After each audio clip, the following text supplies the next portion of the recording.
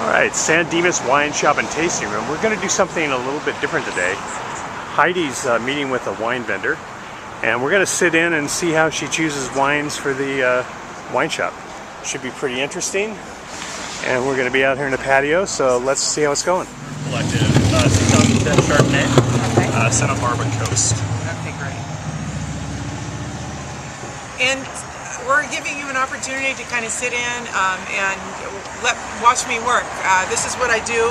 Not every day, but vendors will stop by and I'll taste wine and evaluate the wine, figure out if it works here, either or both in price point and flavor profile. We've tasted Andy's with proof wines. We've had the proof wines here before. These are a lot of new vintages. So I don't buy wine, even new vintage, just because it was good last year doesn't mean it's gonna work this year. So we're tasting through the proof wines today, and this should be, I'm very excited because I really enjoyed the wines last year and I'm hoping I enjoy them as much this year. Yeah, so this one is the new vintage 2010 Chardonnay. And again, this is Kurt stuff, so the same guy that does the Sans Livre stuff. Okay. This is his Atonement line, which is a little bit lower on the price point, a little more accessible to Love a lot that. of people. Yep. Wow. Okay, so tell me about the oak on this particular wine. Not a whole lot, Okay. just a little bit. That's why I like it so much. Yeah, a lot of the time California Chardonnays these days are known for having that big oaky butteriness, and this one's sort of the antithesis of that. A little bit on there, but it's not enough to mess with the character of the grape itself. You're still getting Chardonnay, still getting some sweetness. It's really quite nice. To me, it's more varietally correct because it doesn't have all that oak. Let's just cross that out. Do this instead.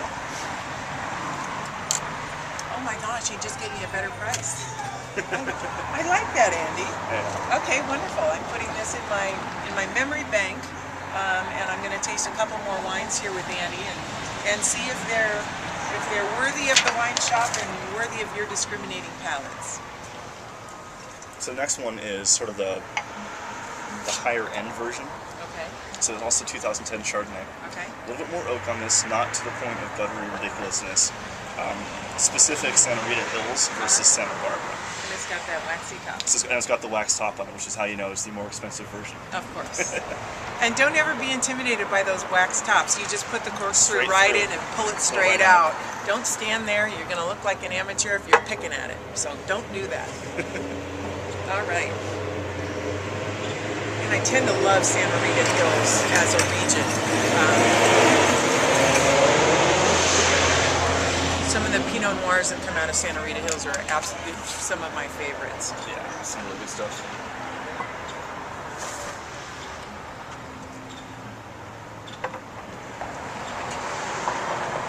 I'm going to file this one under interesting. Doesn't mean it's a bad wine, but specifically this one doesn't meet the profile of our customer. So while I would enjoy this wine on the patio, I won't be purchasing this one, but it's good. I mean, this is kind of what I do. You got to taste them all and make your determinations. And again, I don't buy for my palate, I buy for your palate. I've got to have wines here that you find interesting that are going to make you want to purchase, and I don't want people to adapt their palates to my palate. So that's why when we have 10 or 12 Chardonnays or 10 or 12 Cabernets, they kind of run the gamut of the flavor profile. So when you come in here and you talk to me about what you're looking for, I could get you into the correct wine, and that's very important. Okay, what's next? Cool, so now we have a Central Coast Pinot Noir, Lovely. 2009. Okay. Would you consider this to be a more feminine or masculine style? Right in the middle. Okay. You'll pick up, you'll see. Okay.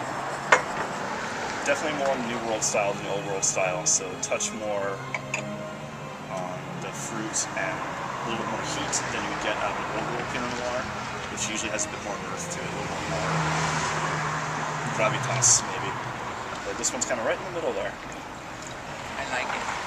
This one's good. This one's great. Y'all are going to have to come in here and see which ones I purchased.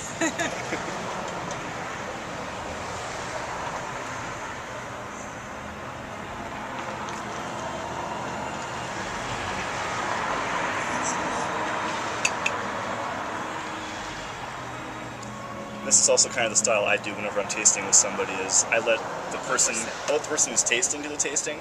I don't like filling them in on what they should or should not be smelling or should not be tasting. So, you know, let the wine do the talking. It should be the wine selling it, not the rep. You know what I mean? That's how I do my tastings. The wine should sell itself. I agree with you. I hate it when I have a vendor come in and say, "Oh, you're going to like this." Well, why? Because you like it, or because you just need to sell it? So let's move on to. Ooh, I love that label.